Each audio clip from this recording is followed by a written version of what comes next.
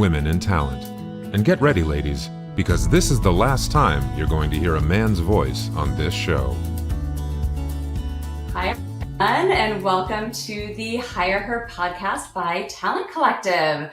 Talent Collective is a community for women in the recruiting space, and we are so glad you have joined us today. My name is Krista Tan. I'm one of the co-founders of Talent Collective, and I'm joined here by Natalie Stones, my other co-founder. Natalie, say hello. Hello. And now I'd love to introduce our very, very special guest for today, Miss Rocki Howard. We were just actually reminiscing about how we got in touch, which was RecFest. I did not go last year, but I'm going this year in just a couple of days. We're going to see each other there. It's going to be awesome. But last year, somebody that I knew that attended had said she was one of the top speakers of the event. So I had reached out to her. She's actually come and done at least 1 or 2 sessions with Talent Collective, some workshops. So without further ado, I'd like to give a brief introduction on Rocki, and I'm not going to do it justice. So she will be able to much better talk about her background, but she is CEO at Diversiology.io. She also has a couple of podcasts. I was just looking at your LinkedIn, so I want to hear all about those as well.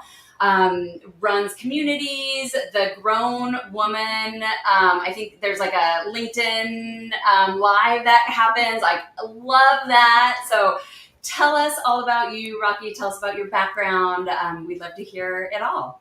Well, first, thank you so much for having me, Natalie and Krista. I'm so excited to be here, and I'm so thankful to the person who recommended me to you because I love being part of Talent Collective. And so I'm Rocki Howard. I identify as she, her, Black, Christian, Gen X, wife, and mom. I have been in the talent industry for 30 plus years now.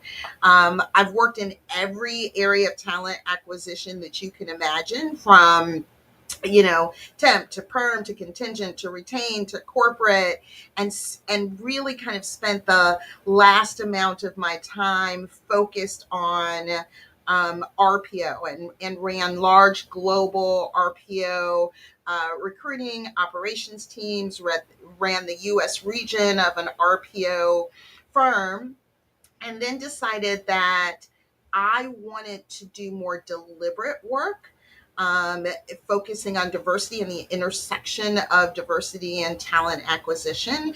And so as of last year, founded Diversiology.io. Our focus is really helping practitioners, allies, and advocates optimize their resources and maximize their impact. So I'm so excited to be here. Mm-hmm. Awesome. Well, thank you for that introduction. So I'll start us off and ask the first question here. So tell us, you've been in recruiting and in the recruiting space for so long, and sometimes it's oftentimes actually really hard to recall a standout story of maybe somebody you placed. But is there one story that you can recall of someone, maybe it was a funny story or a challenging story, but someone that you helped change their life and, really get that dream job that they were looking for and hoping for? Yeah, here's the one, and I still remember her name, Trelawney Bowles. And Trelawney, if you're out there, I haven't seen you in literally 30 years. I hope all is well. And so what was so crazy about Trelawney, and it was actually a foreshadowing of my current diversity work. This was back in 1991, pre-LinkedIn, social media. You couldn't see people. This is you all when we had we sat down at the desk and we dialed and we went through these things called the yellow pages. It was really back in the day. And so I had, if you remember back in those days, we would do send outs, and the mecca was when you could get a client to commit to a whole day and you could stack that schedule with candidates because you knew you had a high probability of getting someone hired. And so we had stacked the calendar And the client came back at the end of the day when we were doing the debrief and asked us not to send any other Black candidates. Mhm. And he didn't use that kind of a word. Mhm. And that Black candidate was Trelawney Bowles. And ironically, obviously, the client didn't realize that I was Black. And Mhm. so, honestly, placing Trelawney somewhere else we wound up finding another place for her, changing her life, getting her a great job. But I also understood what it was like to have an incredible leader and incredible companies who really stood behind their values. So my boss, I went to him and I said, I can't work with this client and I don't agree with what they said. And, if you're going to fire me, you're going to fire me, but I'm done. And he's like, no, I'm not going to fire you. As a matter of fact, why don't we schedule some time to go see the client? Oh, I love it. Love it. And so we went to see the client, and as soon as the receptionist saw me, and obviously she knew what was happening, the client wound up not being being very busy and not able to see us that day. And the organization I was working with severed ties with that company. So while I didn't know it back then, like it literally was a foreshadowing for me advocating for candidates with all dimensions of diversity. That is a perfect example of a great reason to fire a client. And I've had to do similar things. So thank you for sharing that. And that must have been really difficult for you to be put in that position. And also very happy to hear that you ended up placing Trelawney somewhere else. It was amazing. It wasn't amazing at the time. It was very frightening. But if you don't stand for something in the important moments, you'll certainly fall for anything in every moment. Yeah. And it's just a perfect segue. Like, you probably didn't realize it was such an inspiration for you at that time to start your business, Diversiology. But would you say that that was like an early ticking point for you to really move the needle to start your own company? And if so, tell us more about that journey and getting the business started, and what are the sorts of things that you offer, and maybe like some future, excuse me, let me cut that out. Some future plans for the company.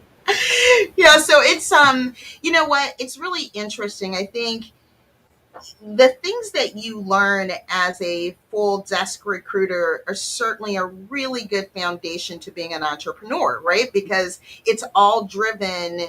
In our world they say you eat what you kill, but it Mhm. really sets you up with all of the correct skills of learning how to manage your time, how to hit deadlines, how to focus, how to build your brand, and all of those kind of things. And so I've known for a very long time that I would do something. I just didn't quite know what it was.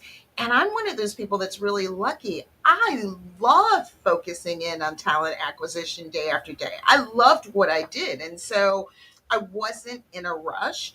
I also was the sole provider for a family of six. We non-traditionally, when we got to kid number 4, decided my husband would be the stay-at-home parent. And so I also felt that pressure of keeping a stable job and career. And it wasn't hard for me because I absolutely loved what I did. Um, but I knew as I came into this next phase of my life and I was really focusing on diversity work, I found a problem. And the problem is that practitioners and allies and advocates didn't have the resources that they needed. They didn't have the time, the skills, the budget, the resources to really be able to have the impact that they needed. And certainly if you worked for an SMB, you weren't going to get these big budgets and you didn't have a chief diversity officer to help you, et cetera. And I felt called to solve that problem.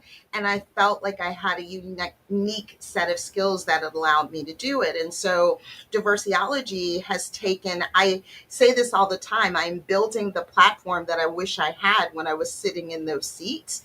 And that's what's amazing to it. So, today, You can join our free community, and we offer everything from curated daily news to diversity calendars and free resources, etc. We're just about to launch our first product, which is our inclusivity aptitude assessment that allows companies to be able to look at how inclusive they are throughout the talent management lifecycle. And then we have a complete roadmap of things that we'll be launching throughout the beginning Q1 of next year. So we've come into the market to be a digital program manager to help allies and practitioners and advocates so that we can do it in an affordable, actionable, pragmatic way. That's amazing. We need that assessment for all of our community members. Mhm. Yeah, definitely. Well, thank you for sharing. And yeah, it's just incredible that the work that you're doing, and you've been such an inspiration to us. Would love to shift a little bit here to talk about someone or something that has inspired you in your career along the way. Maybe it's another woman leader, a mentor, a book, someone or something that has really helped you along your journey in your career. Wow, I am so lucky to be surrounded by people who inspire me and women who inspired me all the time, including you all and what you're doing at Talent Collective. When I think about some of the people in the TA industry, like current day, I think about, Ursula Williams over at SIA and the work that she's doing. I think about Megan McCann at McCann Associates. I think about the folks in the team over at Women of Color in Staffing who are doing incredible work. But I think the person right now in current times that is really inspiring me is Michelle Sims, the CEO over at Europro, and the work that she's doing through her placement service to really advocate for historically underrepresented talent, and has built a whole business around it, is just amazing. And Michelle is an amazing human. And I think for me, I'd be remiss without giving a shout out to Ray Pearson. Ray Pearson founded Alpha Ray Personnel back in the day, as you can tell by the title, when we were still calling it personnel. And she made time for this little girl who, and like, I was really young when I started in the industry. And, she was this Black woman who ran her own service, who was really very successful. And being able to look up to someone that looked like me, that made time for me, literally made space for me. So I walk in her shoes. That's so special. Thank you. We oftentimes talk about, and one of the reasons we've started Talent Collective is, there can be times or industries where women that you look up to don't give you the time of day, or even worse, maybe cut you down. And we really want to create a space where women are supporting other women and helping to empower one another. And similar to what you were saying about your journey, these are all the reasons, like, we wish something like this had been available for us when we were in our recruiting careers. So can I tell a story right now? So if anyone is listening and is not a member of the Talent Collective, I want to tell you a really quick story. And so I actually have a client that I'm doing work with today because someone reached out to Krista and said, who would you recommend? And Krista recommended me. And I talked to that person, and they are now a client of mine. And so that's how this community works. It is about women supporting each other, and women. And I could give, a couple other examples of just great interactions I've had within the community. But if you're a person who needs like ROI, like this kind of ROI, I can tell you I have client business because of belonging to Talent Collective. So thank you. Goodness. That is so great to hear. And I actually just sent your website to somebody else, I think on Friday. So hopefully more to come. Those are precisely the experiences that we want. While we first started it, we thought, okay, well, maybe it'll help people get jobs or just like up level in their careers or make new friends.